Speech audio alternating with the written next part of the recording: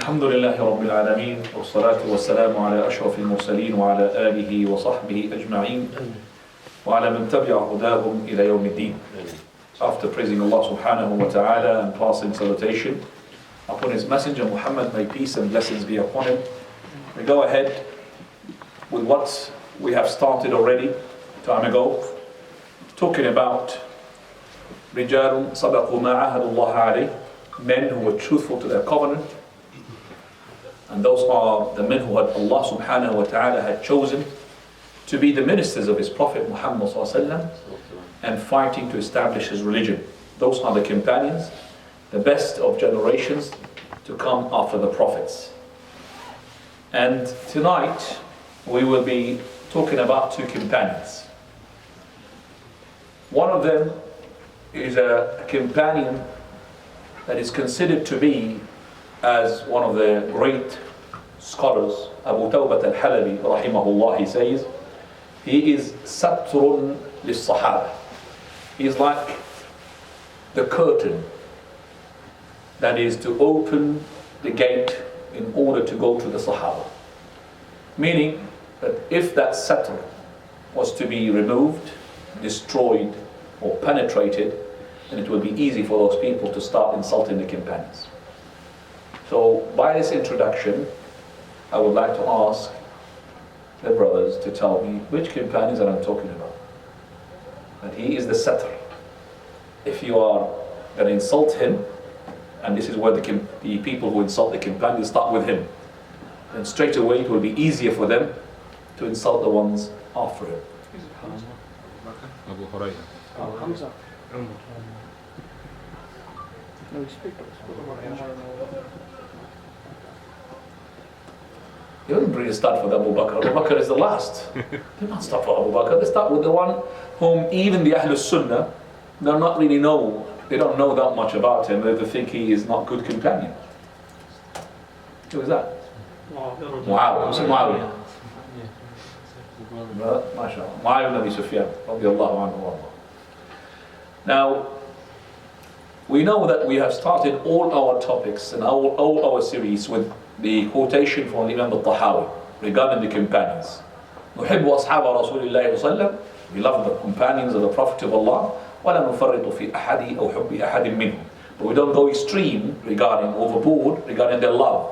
So we don't elevate them above what they are to make them like, for example, prophets or mistakeless, or to be like almost like gods, like the Shia they do with Ali ibn Abi Talib radiallahu anhu. وَلَا نَتَبَرَّأُ مِنْ أَحَدٍ مِّنْهُمْ. But we don't disassociate ourselves from any one of them. وَنُبْغِضُ مَنْ يُبْغِضُ. We hate who hates them. وَبِغَيْرِ الْخَيْرِ يَذْكُرُهُمْ. And the ones who mention them in a way which is not good.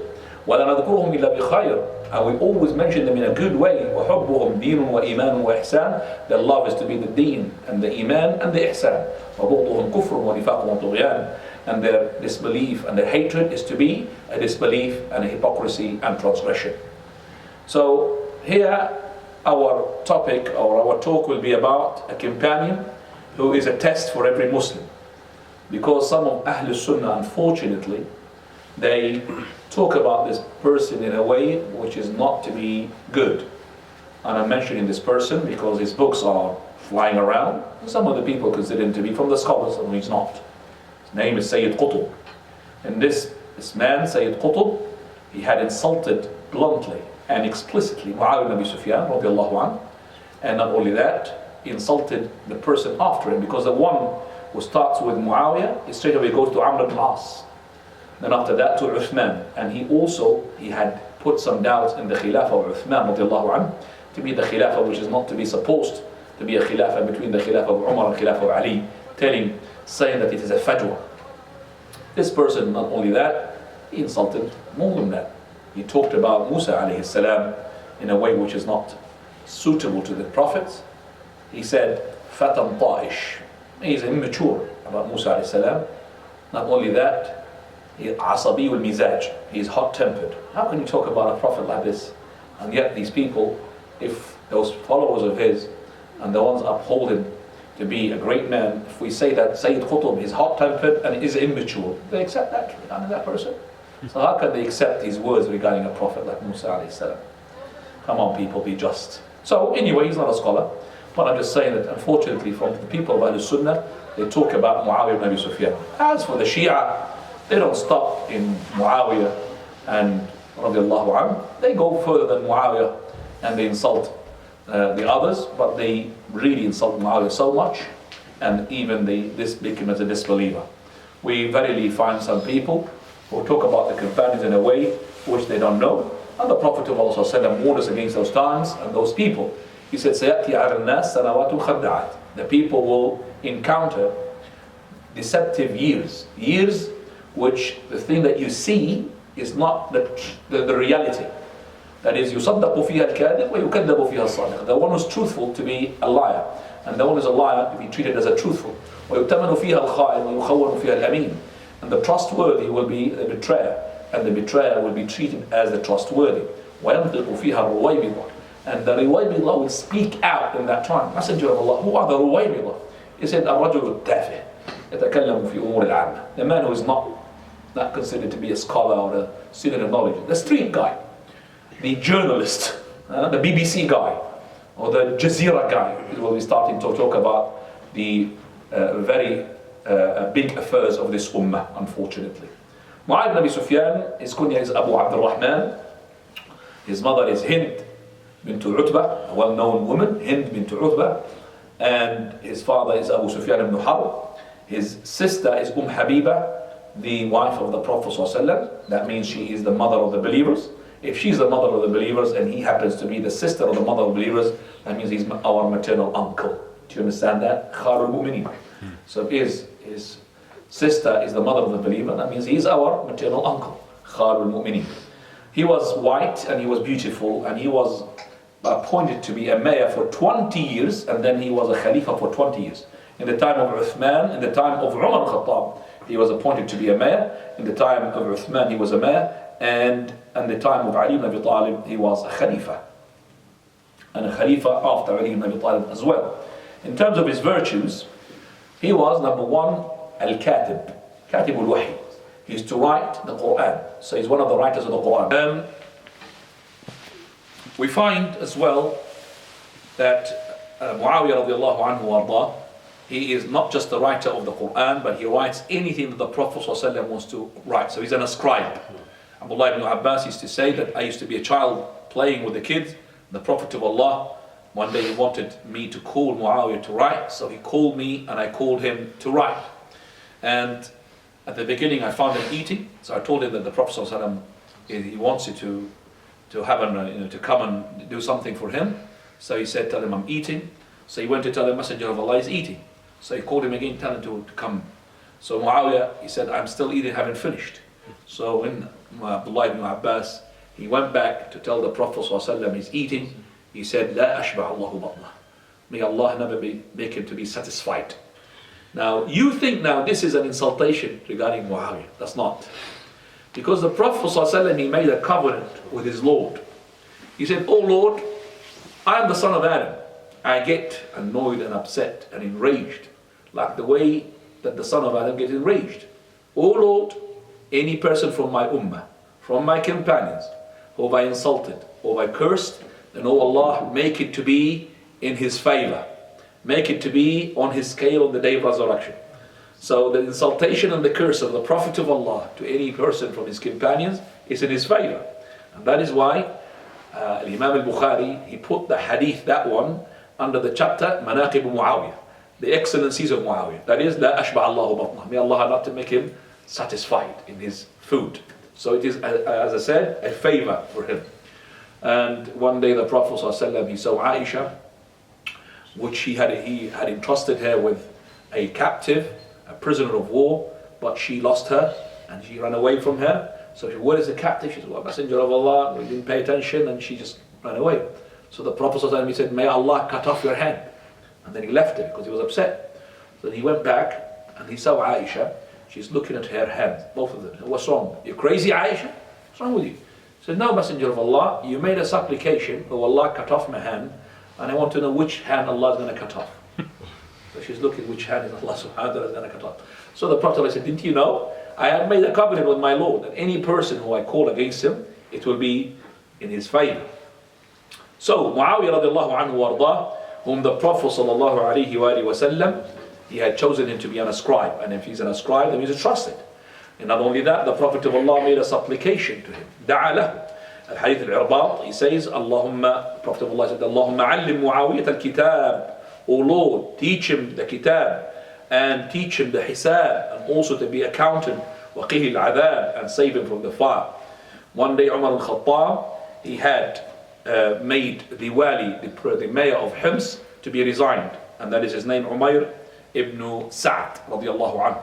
And he resigned him, and he appointed Muawiyah to be instead of him. The people, he said, oh, how can Umar radiallahu anhu, he had made Umayr ibn Sa'd to resign and appointed Muawiyah instead of him. So Umayr heard that. He said, verily, don't say anything regarding Muawiyah, for the Prophet sallallahu alaihi wasallam, he said, Allahumma hdi bih. Oh Allah, guide through him. Oh Allah, guide through him. So he made a supplication towards him. Don't say regarding Muawiyah except for the good. Allah, Messenger, he said, Allahumma ja'alhu hadiyan mahdiyan wahdi bih. Oh Lord, make him to be hadi, that is a guider, to be guiding people, mahdiyan, to be guided, and guide through him. He used to weep from the fear of Allah subhanahu wa ta'ala. And a man came to him when he was a Khalifa, and he said to him, I heard a hadith from Abu Hurairah radiallahu anhu, and the hadith is the hadith which talks about the three people whom Allah subhanahu wa ta'ala will be questioned. The first one, who is the person who had been a reciter and recites the Qur'an, and the second one, the person who had spent money in the sake of Allah, and the third one, the person who had died and was martyred in the sake of Allah. So the first one, Allah would ask him, what did you do for the knowledge which I granted you? He said, oh Lord, I had learned the Qur'an and I taught the Qur'an for your sake. So Allah would say, you have lied. You are a liar. And the angel would confirm, you are a liar. You have done so you could be called a reciter, and the people called you a reciter. So the second one would be brought, and Allah would ask him, what did you do with the money which I have granted? He said, oh Lord, all the time I've been spending in charity and giving the poor people. Allah would say, you're lying. For verily, the angel would confirm, oh yes, you have lied. For verily you have done so the people would say, what a generous person, and it was said. The third person would be brought in front of Allah Azza wa Jal, and he was the person who was martyred. What did you do with the life which I granted you? He said, oh Lord, I have fought in your sake, and I died as a martyr. He says, you've lied. And the angels would confirm that you have lied. And Allah would say that you have done so that the people would say, what a hero, what a courageous person. And it was said. So they were not seeking the pleasure of Allah. They were seeking the dunya. So then the Prophet ﷺ struck the thighs of Abu Hurairah. He said, do you know who are these Abu Hurairah? So Abu Hurairah said to the Prophet of Allah, no, Messenger of Allah. He said, verily, that is the Prophet ﷺ, he said, those are the first three people whom Allah will set the fire ablaze with them. So the first three people whom the fire will be set ablaze with them. That means they will be the first people to ignite the fire. Now, this is the man who had said this hadith of Abu Hurairah to Muawiyah. As soon as he said it, Muawiyah started so much crying and weeping that the courtiers, the ones who are the guards, they were not listening to the hadith, but they thought that this man is going to kill Muawiyah, because Muawiyah is crying so much he's going to lose his life because of this hadith. And then after a while, and he said, verily, those are the ones, Sadaqa Rasulullah. So verily, if those are the ones that they're going to be treated like this, the punishment, so what about the rest of the people? So those are the ones who have done good deeds. They're going to be treated like this. What about the rest of the people? And then he said, قال الله عز وجل, Allah said, من كان يريد الحياة الدنيا, which is Surah Hud. He does wants the حياة الدنيا, life and the splendor of the life, وزينتها, نوفي إليهم أعمالهم. قال, Allah will give you your recompense for your actions in full. قال وهم فيها لا يبخسون, and also they will not be deducted from their wages. أولئك الذين ليس لهم في الآخرة إلا النار. But in the hereafter, they will find nothing as a recompense except for the fire. وحبط ما صنعوا, and invalidated what is they have done. وباطل ما كانوا يعملون, and in falsehood what they have been doing. So this is why Muawiyah was so touched in his heart when he had heard this hadith. He was a person who was eager as well to teach the people the sunnah and to tell them what he had heard from the Prophet of Allah and remind them of the admonishings of the Messenger of Allah. While he was ascending the pulpit as a Khalifa, addressing the people of the Jumu'ah. He said, I've heard the Prophet ﷺ saying, إِنَّمَا بَقِيَ مِنَ الدُّنْيَا بَلَاءٌ وَفِتْنَةٌ. What remained from this dunya is to be a test and a trial. وَإِنَّمَا مَثَلُ عَمَلِ أَحَدِكُمْ كَمَثَلِ الْوِعَاءِ. That is, the action of yours at the moment is like the pot, like the bowl. إِذَا طَابَ أَعْلَاهُ طَابَ أَسْفَلُهُ. If it's good from the top, it will be good from underneath. وَإِذَا خَبُثَ أَعْلَاهُ خَبُثَ أَسْفَلُهُ. But if it's bad from the top, it will be bad from underneath. He's talking about the good ending and the bad ending. So if you are good in your life, you'll have a good ending. If you're bad in your life, you'll have a bad ending. Also, on the pulpit, he had said, I have heard from the Prophet ﷺ, مَنْ يُرِدِ اللَّهُ بِهِ خَيْرًا يُفَقِّهُ فِي الدِّينِ. Whom Allah wants to do good to him, He will give him understanding in the religion. And then he said, verily, إِنَّ هَذَا الْمَالِ حُلٌّ خَضِرٌ. This money, this wealth is nice and beautiful. But فَمَنْ يَأْخُذُهُ بِحَقِّهِ. He who takes it with a due right, Allah will put barakah into it. But otherwise, he will be deprived from it. وَإِيَّاكُمْ وَالتَّمَادُحِ. Don't praise one another. فَإِنَّهُ الذِّبْحِ. Verily, you are slaughtering one another. Also, one day, he was teaching them the sunnah, when the mu'adhin was calling for the adhan, and the mu'adhin, he said, Allahu Akbar, Allahu Akbar. He said, Allahu Akbar, Allahu Akbar. The mu'adhin said, Ashhadu an la ilaha illallah. He said, Wa ana ashhadu an la ilaha illallah. The mu'adhin said, Ashhadu Muhammadan Rasulullah. He said, Wa ana ashhadu anna Muhammadan Rasulullah. Hayya ala salah, la hawla la quwwata illa billah, la hawla ala falah, la hawla la quwwata illa billah, Allahu Akbar, Allahu Akbar, to the end of the adhan. He taught them the sunnah of the wudu. He was telling them that is what you should do regarding the head, and whatever remains from the water when you wipe your head, that is, you do like this, you go to your ears. He taught them that is, this is the way to make wiping. So he was to make the washing of the face, then the wiping of the head, like that. He goes forward, back, and then forward. He taught them that sunnah. Also one day, when his khilafah, he stood up regarding the day of Ashura, and he told them, O people, the day of Ashura is not compulsory upon you, but verily it's a recommended day. He who wants to fast it, let him do so. And he who doesn't want to fast it, then let him do so. But the Prophet of Allah, he fasted it, and I'm going to fast it. So he was telling the people of Medina, where is your scholars to teach you that? Also, one day, Muawiyah radiallahu anhu, he led the prayer, and in the middle tashahhud, he did not stay. So he stood up, and the people reminded him, Allahu Akbar, but he was fully standing up. So he continued the prayer, and then he made sujood al-sahw before the salutation, and then he told them, this is what you should do when something like this happens. So he's telling them and teaching them the sunnah. Telling about what is his stances, his mawaqif. We say that one day he was on the pulpit and he was holding like a wig, some hair. And he says to them, where is your scholars to tell you that this is haram?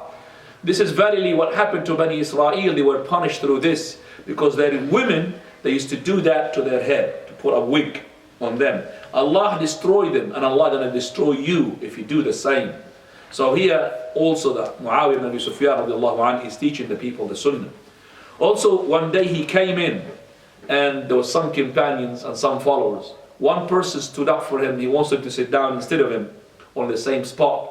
So he said to him, the Prophet ﷺ said, "Man sarrahu an yatamathal an-nasu lahu qiyama falyatabawwa maq'adahu min an-nar." Who is pleased to have the people standing up for him, then let him prepare himself a seat in the hellfire. So he's telling that person that you like to make me feel that I want to have a seat for myself, then I'm going to get a seat in the hellfire. So sit down. So if a person comes in and there is no space, the people should make a space, but not a person to stand up for him and then to make him to sit down. So man sarrahu man arada an yatamathal lahu an-nasu qiyama falyatabawwa maq'adahu min an-nar. It's an important issue because we find that this issue or this thing makes classes between the people. It makes differences amongst the people. When the person who is known to be a mighty in his tribe and is known to be a person who is a person who is known between his people to be a known, figure, they will come. If he comes, everybody will stand up for him to give him a seat. Now, if somebody comes and he's not known, he is like, let's say, for example, the masjid cleaner, the masjid who looks after the masjid. Nobody bothers about him, so nobody will stand up for him. And that is taking place in our countries, unfortunately. True or not? Abdullah, you come from those countries. True or not? True. Jazakallahu khair. So we find that the Muawiyah radiallahu anhu teaching us that this is the sunnah. Also, one day he was in the masjid and he saw a person after finishing his prayer, the obligatory, he stood up to make his sunnah. So he told him off and he said to him, verily the Prophet ﷺ, he commanded us not to join the sunnah to the faridah. So if you pray your faridah, don't join it with the sunnah straight away. You have to at least move from your place and you make your dhikr. حتى نخرج أو نتكلم. So you make dhikr, for example, after the faridah, astaghfirullah, astaghfirullah, astaghfirullah, Allahumma anta salam wa minka salam, tabarakta ya dhal jalali wal ikram. Or as well to move your, just a bit of foot here or there, front, right, left, at least to change your place. This is the way to do it. If you pray the sunnah and followed by the fard, there's no problem. It's the sunnah after the fard, not the sunnah before the fard we're talking about.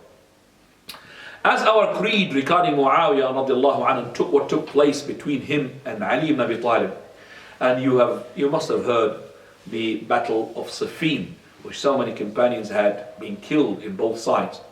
We know for a fact that there was a fitna took place after the killing of Uthman, which we talked about and we explained it.